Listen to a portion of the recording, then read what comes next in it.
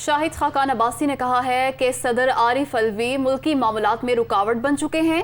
वो बताएं मुल्क के सदर हैं या पीटीआई के कारकुन हैं। इमरान खान के झूठ ने मुल्क की मईशत को तबाह किया। पीटीआई हुकूमत ने IMF के साथ मुआहदों की खिलाफ वर्जी की, जिसका खुमियाजा मुल्क और कौम को भुगतना पड़ेगा।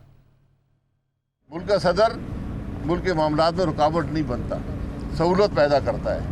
हमारा सदर आज हर तरह से मुल्क के मामले में रुकावट बन रहा है।